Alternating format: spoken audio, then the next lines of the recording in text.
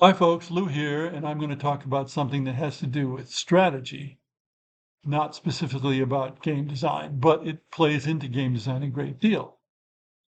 The question is, when do you expand your holdings in games, whether historical or not? And when do you decide to hold what you've got? The question is, what will you gain from the expansion? There are two categories of value. One is causing problems or casualties for the enemy, including gaining strategic locations. The other is gaining production for yourself. And that tends to apply to later games or later history rather than earlier history. Because as you go along in warfare, production, economic production counts more and more and more in who wins the war. You have to be able to defend what you've got, or else even if you go out and expand some, then they're going to kick you back to where you were or farther on. Now, some games encourage expansion and some do not. For example, in diplomacy, which is known as a negotiation game, but also has a tactical, more or less, component, it's a zero-sum game. So if you gain a supply center from the enemy, they lose it. That means at wintertime, you gain a unit and they lose one. So you're gaining production in a very strong way.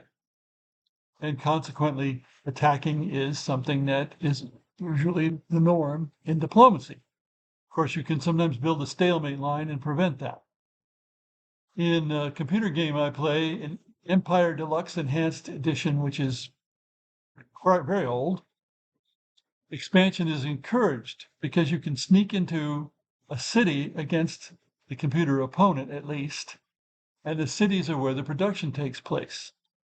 Now, when there's fighting over cities, the cities degrade, but the cities also are good defense. The cities are as good defense as an infantry unit.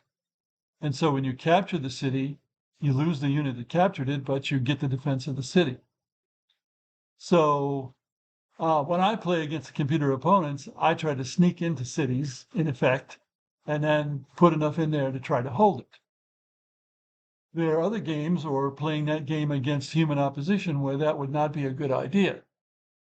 But that depends on knowing your opponent, doesn't it? So you can think of any war game where there's an economic component and ask yourself, is it wise to expand, or when is it wise to expand, I guess is a better question. And when is it wise to stay where you are?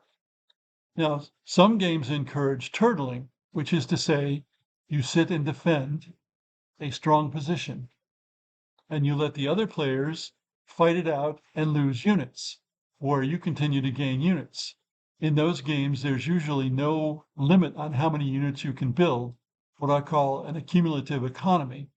Like in Risk, you can sit in Australia and just keep accumulating units every turn until you finally decide to attack out. If Risk had a proper limit, supply limit more or less, on number of units, then you could sit in Australia forever and never gain more than a certain number of units. You would be stuck there. That's what I call a maintenance economy. You have to pay for what you've already got. In maintenance economies, then expansion is discouraged in effect. Whereas in an accumulative economy, initially expansion is discouraged, but once it's time to really go, then expansion is encouraged. It's kind of odd. No game is always one way or the other way. And I'm sure you can think of lots of other games where there are different nuances to this. But it all comes down to what do you gain from expanding and is it worth what you're risking? Thanks for listening.